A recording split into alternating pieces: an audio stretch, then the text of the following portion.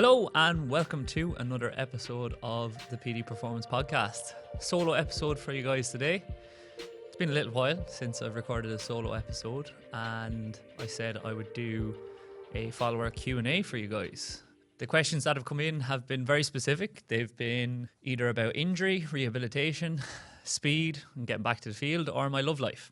So I'm not going to talk about love life because I don't think it's what most of the listeners are looking for, but I am going to talk about rehab and speed a little bit.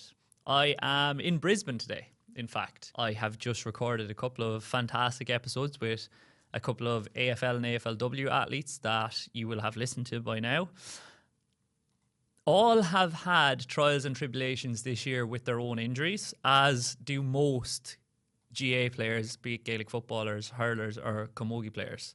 So these questions are going to be appropriate for you guys. And even Orla, who was the last episode I recorded, she spoke about in the off season wanting to work on her speed a little bit last year and hopefully doing similar things this year. The first question that came in, unfortunately, it's quite a difficult one to answer, is from S Hickey 14, and he asked, how many max sprints would you recommend doing in a speed session?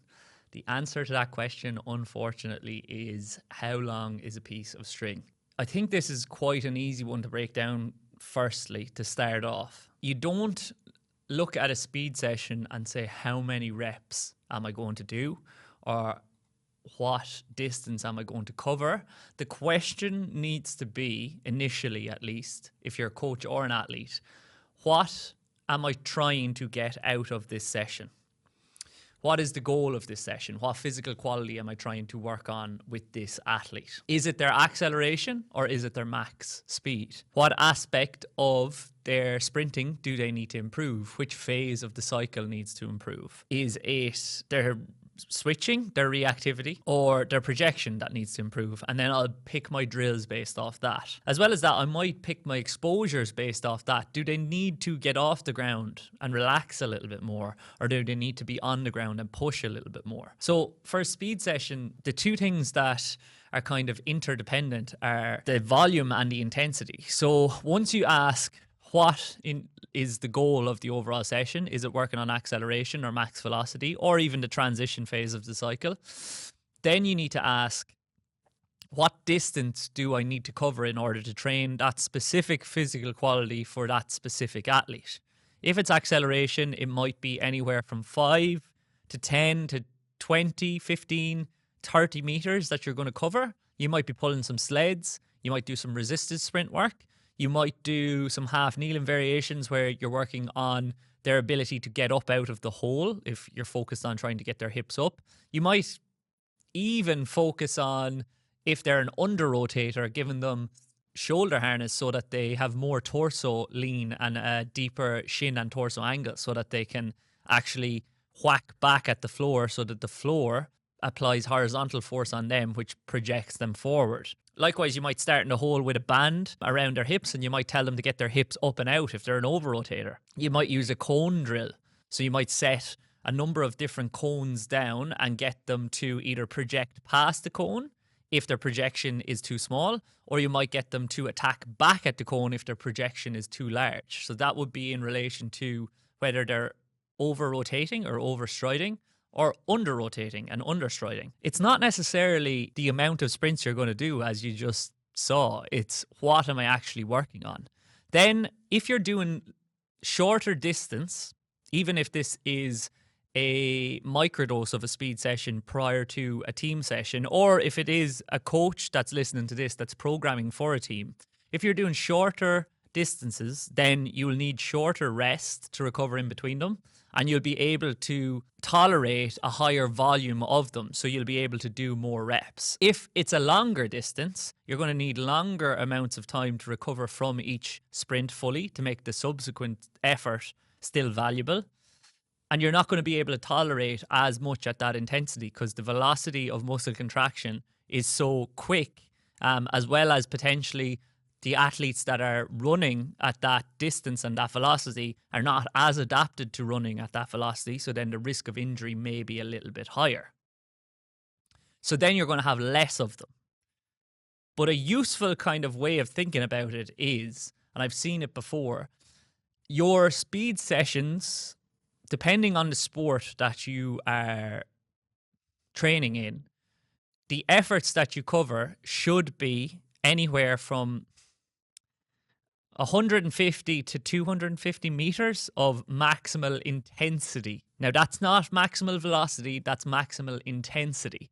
So we could break that down. If you're doing a lesser volume of reps because you're covering 10 meters, now I would probably say slightly less volume for that distance, and I'd probably go maybe 10 tens would be fine. You mightn't even need that though initially if the athlete is relatively untrained and is just looking to improve in terms of their technique rather than their exposures. You might, yeah, that's quite a high volume realistically, but there is a 10-10 protocol that is used by a lot of speed coaches for hamstring rehab, and I've used it with some athletes, GA athletes in the past, and it seemed to work well. But then after that, you've got to progress it. But if you progress the distance to 15 meters, 20 meters, then you've got to drop the volume. So the amount of repetitions is going to have to drop down, as well as the duration of the rest periods is going to have to go up, and so on and so forth.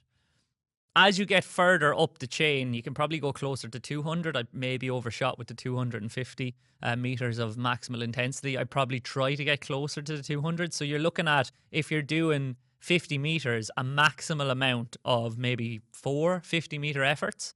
But a useful metric or a useful kind of way of asking yourself, have you got the maximal amount out of the session, and what is the minimal effective dose to improve speed, is from Alan Murdoch, who once told me, I believe it was at the Sportsmith Speed Conference, before I'd started the formal mentorship with him, he kind of likes to use the analogy of 90 above 90. So for any speed session, he wants 90 meters to be covered by the athlete at above 90% of their max velocity. Now, velocity and intensity are two different things. So in order to get faster, that's the guideline that or the heuristic that he tries to adhere to, 90 meters above 90% of your max velocity. Now, if you don't have speed gates or you don't have a GPS, it's going to be hard to measure that, especially in real time. But another useful way of using the GPS, if you only have the StatSports Player Series, is to do a live session. And when you're doing your maximal intensity or maximal velocity reps, sprint, see what velocity you get up to, and try to exceed that velocity in your next sprint. So you're trying to train based on the metrics that are given to you, and you're trying to push the ceiling of the velocity that you're hitting each time. If you miss 2 reps in a row where you haven't pushed the velocity up, then you call it a day, because it's not going to be your day. You're not in the right physical readiness level to push velocity up. So then any more volume that you do is likely to be junk volume, because you're not going to push your ceiling up. This is useful for obviously off-season, pre-season. Maybe in season, you're just trying to touch that physical quality in order to reduce your risk of injury. So anything above 90 might do. But that is a useful way of executing speed sessions and not just overcooking yourself so that you can't train fully in the subsequent weeks. Because I know some athletes will go out and do loads and loads of reps and keep trying to push max velocity up. But if they've missed even 1 rep and not succeeded on the next, I would be pulling them immediately. And some other coaches would be even more aggressive than that. And they would say, well, if you don't push the velocity up on the following rep after the previous rep, then you're calling it immediately. But I'd kind of like to give my athletes some leeway in relation to that, because sometimes you just do a shitty rep and you weren't really focused, or you were trying a different cue. But within reason, like you're still trying to stay within those guidelines of 90 meters at max velocity over 90 meters above 90% of your max velocity. And that's a useful way of doing it, I would say. But that's how you should be thinking about it. And we should be using a short to long approach, which I feel like I'm saying for years, but like it might not be getting through until now, so I'm going to say it again. Start by focusing on the shorter volumes, build tolerance to those volumes and intensities and velocities, and then progress from there. And that's distance as well as volume. So start by working on your acceleration, move to acceleration into transition, and then finally you're going into your max velocity work. And that's generally what athletes do, so people competing in athletics. So I think GAA athletes should be doing the same thing. And it's probably the way of reducing risk of injury most. And it's also the way of reducing the athlete's anxiety and stress around performing speed and sprinting at max velocity the most. Gradually, you're getting more and more comfortable of sprinting longer and longer distances and pushing intensity further and further and pushing velocity further and further. Because I think that is an issue with a lot of speed work is sometimes coaches come in and just start way too long, and then athletes reserve themselves or pull themselves back because they have fear of injury. And a lot of athletes do have fear around injury doing speed work. They say, well, I don't do speed work because I don't want to pull a hamstring. But the very reason you pull your hamstring is because you're not doing it. You're not able to tolerate that velocity. So that would be my advice for you there, Mr. Hickey. I would say don't just ask how many sprints you're going to do. Ask what you're trying to get out of this session, and then progress the distance you're doing week by week by being consistent as well. You want to hit it weekly and reduce the volume, so the number of repetitions that you're doing week on week. Maybe reduce the volume is the wrong thing because you're keeping the volume around the same or progressing the total volume, which is the distance, total cumulative distance of the session, but reducing the number of repetitions as you go. I had, for the first time ever, an anonymous question box. And as I said, I didn't expect some of them. First one that is here is, how are you today? Which is a lovely question to be asked. I'm quite good today because I got to come in here in Brisbane, even though it is absolutely bucketing rain outside, and record a number of episodes for you guys. And a couple of them are with some outstanding athletes who've been really nice to give me their time. And I'm very grateful for them to give me their time. And I think we had some fantastic conversations, which I hope you've enjoyed.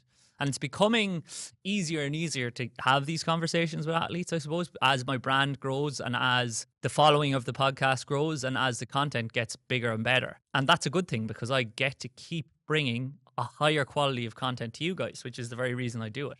And I'm trying to give you guys what you want today with this Q&A. So that makes me feel good about myself because that's my purpose. I'm trying to help people in my role as a speed rehab coach, S&C coach, whatever you want to call it. And then I do just like having conversations with people and having a chat, especially with athletes, and picking their brain and taking things from them that I can then apply with the athletes I've been working with, or apply them in my own life in whatever way I do. So next question is, can you give me tips for rehabbing a groin tendon tear? Been rehabbing this for months, but it still resurfaces when training. Is this common? Very disheartened. This is extremely common. And I'm actually going to read the other training related question that I've got because it kind of ties in. Have you dealt much with osteitis pubis rehab? Seems to be rampant in the club athlete at the moment. Okay, a few things that I'm going to preface before going into this. Osteitis pubis has always been rampant in GA players. Probably more so, I would say that's probably 10 years ago. They were actually doing studies on it in DCU, I remember. And that was back when they were still calling it Gilmore's groin. And look, it's partially a volume issue. It's a chronic issue that presents around the lower abdominals, groin, hip area. And it's quite debilitating. Like, I suffered from it a lot myself in the past. So much so that I had to give up playing sport for a couple of years and probably missed my best years playing sport due to it. And that was back when the rehab that was being prescribed for chronic groin pain was quite poor. It wasn't very individualized. It was basically just do these groin squeezes, these isometric squeezes with a rugby ball or a football, do a load of glute bridges, and then you'll be fine. And like, that is a very tissue focused practice, I suppose, or thought process around how to reduce the risk of injury. And like, it doesn't really take into account how you overload a tissue even, because like the way it was being overloaded was, oh, well, how hard are you squeezing the ball? Try and squeeze it harder now this week. There's no way of measuring it. The only thing they used to do in some better setups or elite level setups is they used to use the blood pressure gauge. I can't think for the life of me the name of it. Pump it up and then get them to squeeze that and give the measure of their pressure on that. And then they were able to continually push it up. And I remember my physio at the time, Paddy O'Brien, did that with me, and he told me what he wanted me to get to. And he said once I got to that, then I was good to go under a bar and start lifting some stuff, because I had been detrained because I was in pain. I was depressed as a result of that. And I was missing the thing that really got me up in the morning, playing rugby, which was tough. Before that, like, I was stumping physios by going up to them or going into them and saying, like, look, this isn't getting any better whatsoever. But there's so many things tied into it that you're not told. So I was obviously kicking far too much, which you can't really prevent when you're playing Gaelic football as much. I was obviously playing rugby, but goal kicking and kicking like multiple times a week, which was not great. But then I would have had a movement maladaptation, probably because the volume of running that I was doing. And I look at how I was running, and I have run in the past with like a lot of excessive backside, and I had really bad pelvic control or lumbo-pelvic control. And as a result of that, like, I was probably not moving in the most efficient way. I was also heavily strength trained with a very low training age in terms of specific movement prep and plyometrics. So I was only getting exposure to heavy lifting, and I wasn't reducing volume in terms of that at all. I was hitting a frequency of a couple of times a week, heavy squats, heavy lunges, heavy split squats, RDLs, you name it, I was doing it and getting under a bar. And it probably wasn't feeling great, but I was just muscling through it, which is not great. And a lot of these athletes that present with hip and groin pain are also over rotators. And the thing about the groin as well is it's a muscle that a lot is asked of. So it's a stabilizer of the hip, whatever that means. I suppose some people would hate me saying that. But it also helps and assists with hip extension if your posterior hip is not doing its job effectively.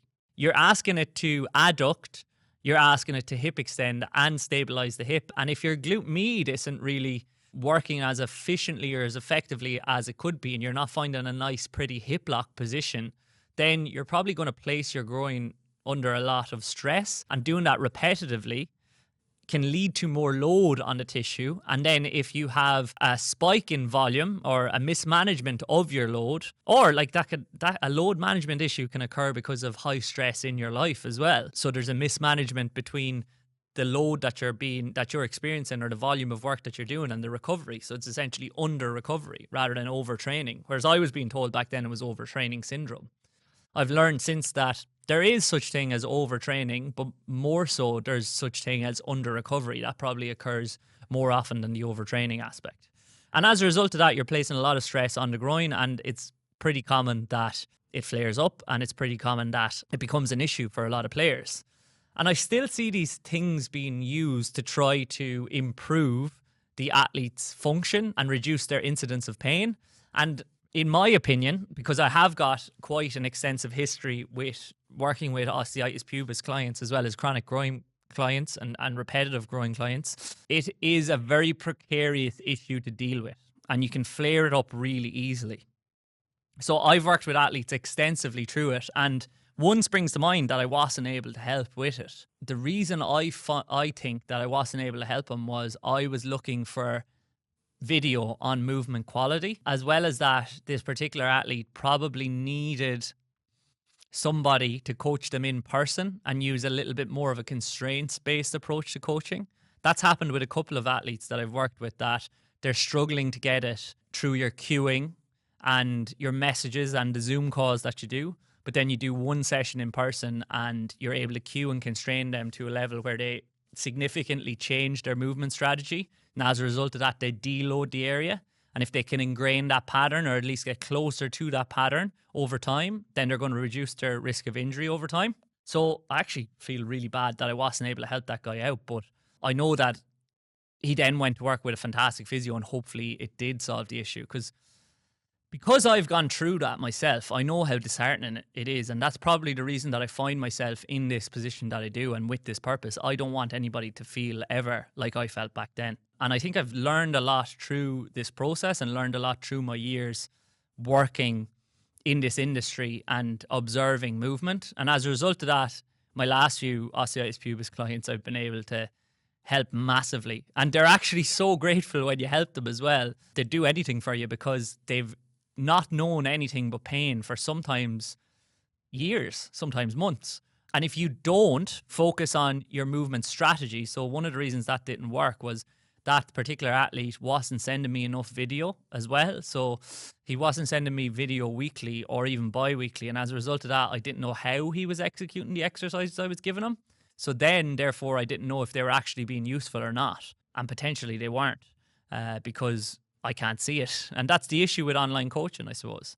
But if you're committed to online coaching and committed to sending as much video for feedback as you possibly can, which pretty much all of my clients are now, then you'll get good returns from it. But you've got to send that video for feedback. And it's even beneficial if you're not working with an online coach to observe how you are moving and record video for yourself. I record it. I don't work with a coach currently myself, but I record my sprints to see how I'm moving, see the speed that I'm moving at, and the strategy that I'm using, and see what I need to improve in both my S&C and my speed work. So that's what you need to do if you're struggling with a repetitive groin strain or you're struggling with osteitis pubis. So that's what you need to work on if that is the issue that you're presenting with. But it's not enough to just train the tissue to become stronger, stimulate it to adapt. What you've got to do is try and re-educate your gait. And in order to do that, you need to probably work with a coach or use gait re-education type drills, or like a protocol like the 10-30 protocol that Alan has devised. Works really, really well for teaching athletes to stay taller.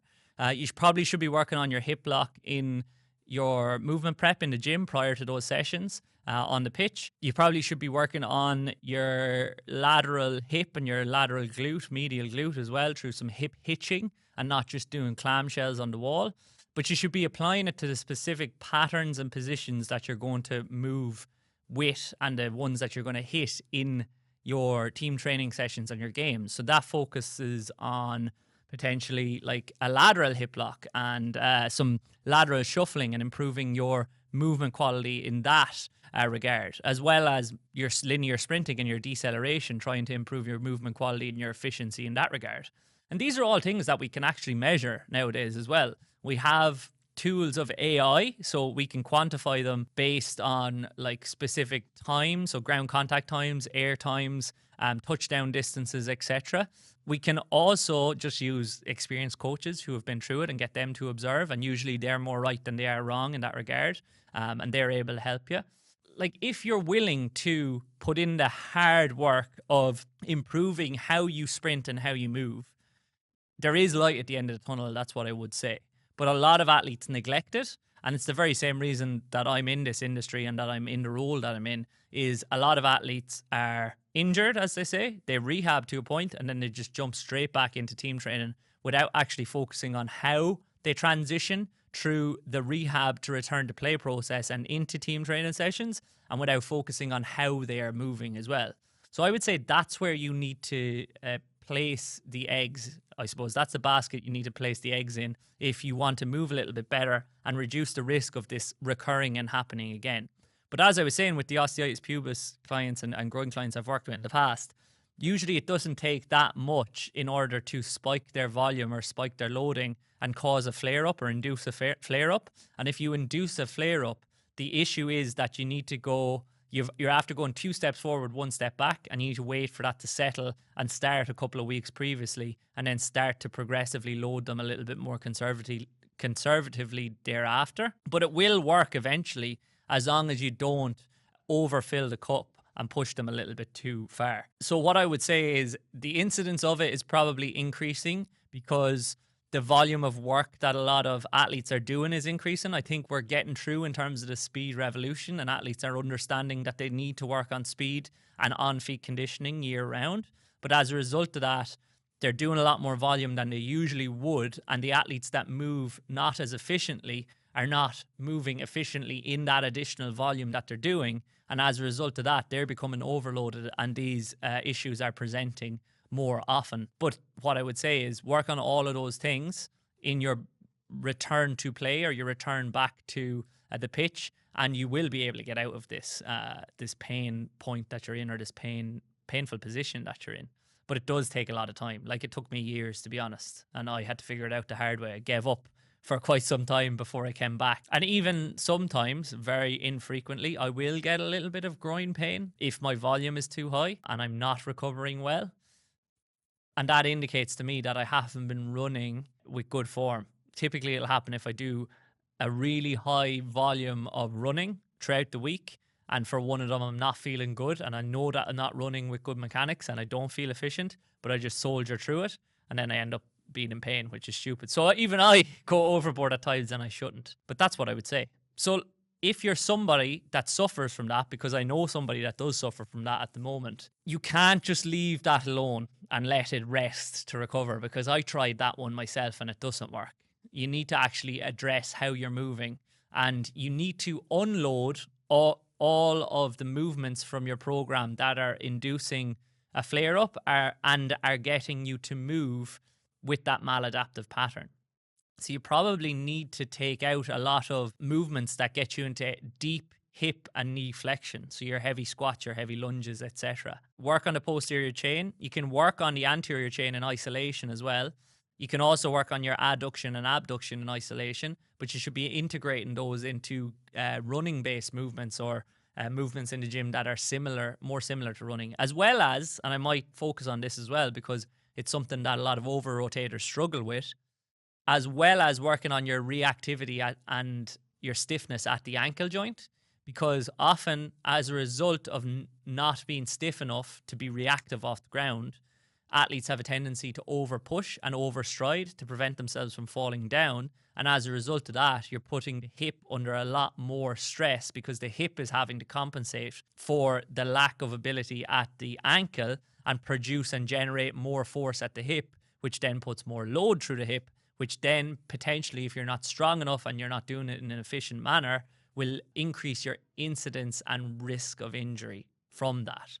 So those are the things that I would work on. Seems like I'm speaking about a lot of similar things quite often, but yeah, that's what I would say. So I would say improve your adduction strength for sure, but with a lot of these issues, and it's the same thing with me, focused adduction or isometrics at that specific position or that specific movement pattern are going to cause and induce a bit of pain. So that can be a precarious one. So just be mindful of your volume with that. Don't go overboard. Improve your abduction as well and your ability to find a hip lock position. So your hip hitching. Improve the strength of your posterior chain has always been useful as well, because if you're able to whip from the hip and attack backwards using a quite strong hamstring, then as a result of that, you're not going to compensate as much with your adductor, I would say. But that also includes your glute max. So you might need to improve your hip extension, which I definitely needed to improve, by improving your hip flexion and how you can load into that glute max and then project forward out of it. So improve your hip extension strength is probably a better thing to go after than just simply improving your posterior chain strength. But definitely don't just go with a volume-based approach of really high reps, because it's usually not a capacity issue. It's more often a movement issue, I would say, but it's probably less often than that a bit of a strength issue as a result of the movement issue, and it's not often a capacity-based issue. After you do that, try to improve your movement mechanics of your linear sprinting first, progressing that into change of direction and deceleration. Try to improve your movement mechanics of running at high-speed running velocity as well, and that's going to be beneficial for you too. And I think that's, well, actually, I didn't say, I was going to say I think that's all. But finally, try to improve your reactivity and stiffness at the ankle as well, because that will deload the hip slightly. And those would be the things that I would recommend, as well as getting feedback from a coach on how you're moving, because it's very difficult to observe how you're moving yourself, because it's very hard to remove your ego. If you do all those things, you get a good physio, good physical therapist, or a good strength and conditioning coach to help you along your journey, then you should be fine. Just know that rehab and progress is not linear. There will be times when it goes down a little bit. Just pre-plan in your head for those times. And then once your readiness is back to a sufficient level and you're psychologically ready to push again, then go after it again. And if you're an athlete that experienced that type of pain during the season and is now hoping for it to go away, don't just hope for it to go away with rest. You need to actually address how you're moving and improve your mobility, which is strength and movement and the capacity you have to control your movement through each joint, so your range of motion. And that's pretty much it. I know only a few questions, but the second couple of questions were definitely ones that I wanted to give duty of care and go into a lot of detail on. So hopefully you have seen some value in that. I hope you've enjoyed it. And if you did enjoy it, please remember to like it, share it, and send it.